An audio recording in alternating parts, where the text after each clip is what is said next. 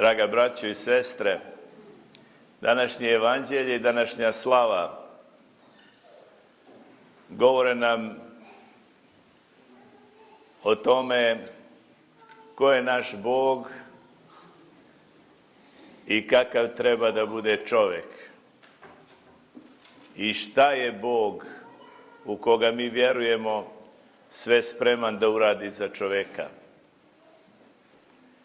U današnjoj priči, prolazeći kroz Jerihon, neki carinik i neki grešni čovjek koji je bio maloga rasta i pritom vrlo bogat, nije mogao od naroda prići da vidi Bogočovjeka, da vidi Isusa, i zbog toga se popeo na smokvu i bio skoro nevidljiv kao neko ptiče malo na drvetu. A od svega toga naroda koji se tu tiska oko njega, on se osvrne njemu i kaže: Zaheju, siđi brzo, danas hoću da budem u tvome domu. I naravno ljudi su govorili, kad bi on bio dobar čovjek, kad bi on bio tako pametan, on ne bi išao u kuću ovoga grešnika koji nas zakida na carini. A tamo u tom domu šta se dogodilo? Dogodilo se to da je Hristos svojom ljubavlju probudio čovjeka u Zaheju. I onda Zaheju uzvikuje: Gospode, pola imanja svoga daću siromasima. A Hristos kaže: danas dođe spasenje domu ovome, jer i ovo je sin Avramov. Dugo godina i skoro cijelog života, kao i svi vi, ja slušam priče o Svetom Savi. I dugo godina mi je Sveti Sava bio nekako dalek, nekako čudan, nekako suviše božanski, suviše svet i suviše moćan, a ne baš toliko blizak i ne baš toliko čovjek. Dok u posljednje vrijeme nisam shvatio i nisam naučio baš od njegovog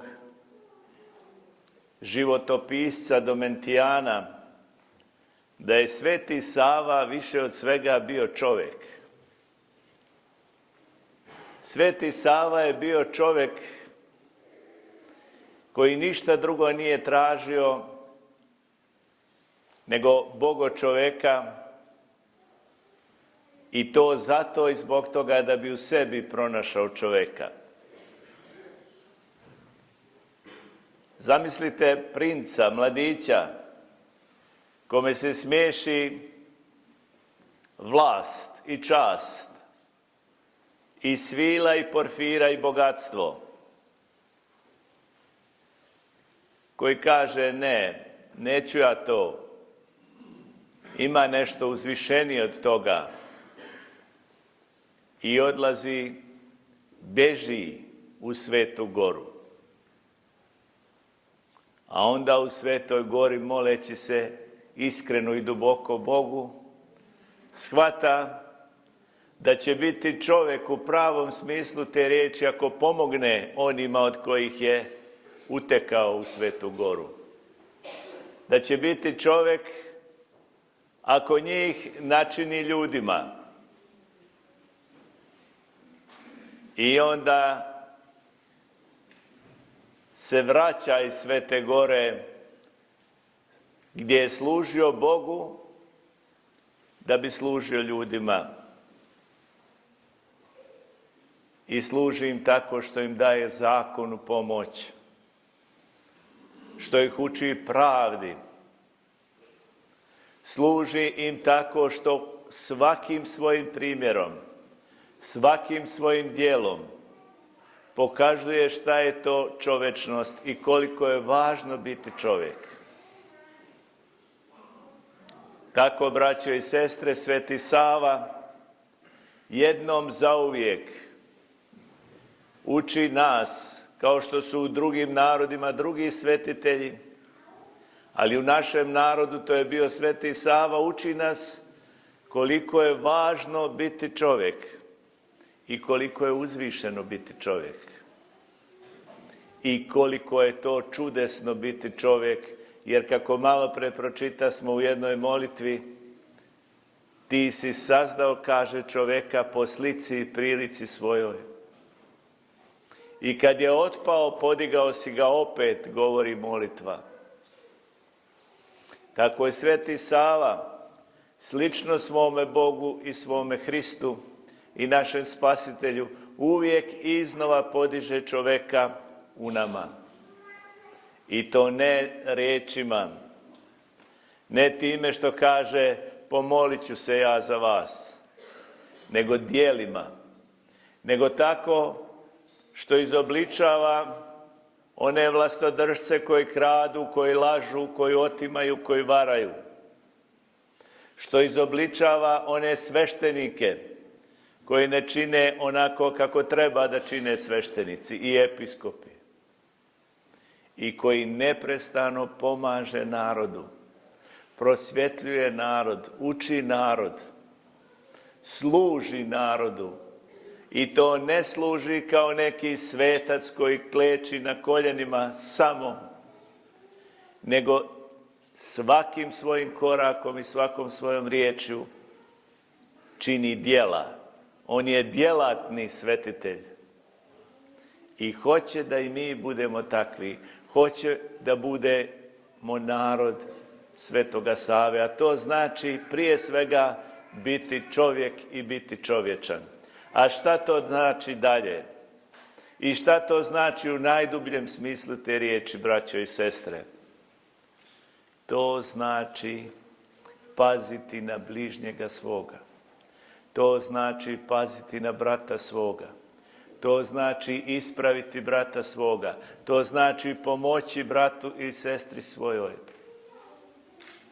Meni se događa ovih dana, ne znam zašto često, ona je obolio od raka, ona je obolio od ove bolesti, ona je obolio od one bolesti. I govore mi ljudi, pomoli se za njega. Ja kažem, dobro, pomolit ću se, pa onda zaboravim. Kao nečovjek što radi. A onda se jedno jutro probudim i kažem, pa zašto ja ne odem kod tog čovjeka koji je bolestan? Zašto ga ne pozovem? Zašto ne porazgovaram s njim? I onda shvatim da se u meni probudio čovjek. Pa onda opet zaboravim, pa onda shvatim da je u meni umro čovjek. A kad se u meni probudi čovjek, u meni se probudi Bog. U meni zaživi Bog. U tome je tajna, braćo i sestre. Zato je u našem narodu, zahvaljujući Svetom Savi i onima koji su poslije njega bili sveti, uvijek bilo i uvijek ostalo i uvijek stoji. On je čovjek i on je nečovjek. Ovo je čovečansko djelo, ovo je nečovečno djelo. I mi učimo od Svetog Save koliko je važno i koliko je moćno biti čovjek. Kako je govorio vladika Atanasije, šta znači čovjek, šta znači čelovijek na crkveno-slovenskom? Onaj koji je čelom okrenut u vječnost. Onaj koji gleda u vječnost, to je čovjek. Čovjek je i onaj koji čelom gleda drugog čovjeka. Zato je čovjek tako uspravno biće. Čovjek nije biće čije je čelo okrenuto dole, nego pravo. I okrenuto je tako da gleda drugog čovjeka i da u drugom čovjeku vidi uvijek čovjeka, a to znači uvijek da vidi Boga. Drevni egipatski monasi od kojih se učio Sveti Sava na Svetoj gori govorili su: vidio si brata svoga, vidio si Boga svoga. A car David kaže: a lice brata moga je kao lice Boga moga. Eto šta nas uči, braćo i sestre, Sveti Sava. Sveti Sava nas ne uči da gledamo dole da gledamo desno ili lijevo, nego da gledamo pravo u lice Hristovo i u lice bližnjeg svoga. I uči nas da budemo ljudi. Zato je taj neobični sveti starac, patrijarh Pavle, u naše dane neprestano govorio budimo ljudi, a mi smo mu se ponekad i rugali. Šta on to priča? Šta to znači budimo ljudi? Šta to znači budi čovjek? To znači stoj pravo pred Bogom. To znači biti sličan Svetom Savi. Sveti Sava je čovjek. I to je ono što je mene približilo ponovo Svetom Savi. Dok sam mislio da je on neko božanstvo, dok sam mislio da je on neki samo koji se tamo moli, nisam mogao da ga osjetim. A kad sam osjetio da on ne da nepravdu, da on se bori za pravdu, da on se bori za istinu, da on djeluje, da on uči ljude, da on prosvećuje, da on propovjeda, da gradi, da radi, da zida. Onda kad sam shvatio da je on čovjek, tad sam shvatio da je on i svetac i da je u njemu Bog.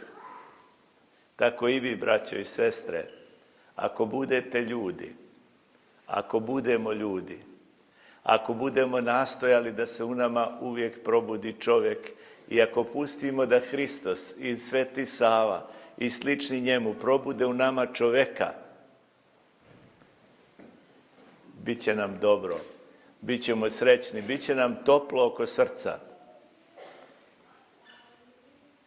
Ili, ne daj Bože, ako budemo zaspali i ako budemo pustili da u nama zaspi čovjek, onda će biti strašno oko našeg srca. Biće tamno oko našeg srca. I ne samo što ćemo mi imati tamu u srcu, nego ćemo nastojati da sijemo tamu oko sebe.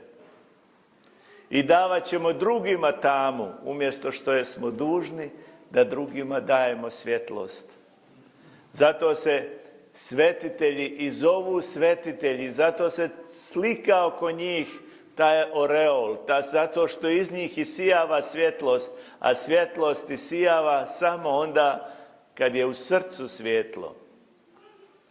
A u srcu je svjetlo kad činimo djela koja su puna čoveštva. Zato smo danas ovdje, braćo i sestre, zato slavimo Svetog Savu. Da bismo bili ljudi uvijek, a ne ljudi nikada. Amin Bože da tako bude.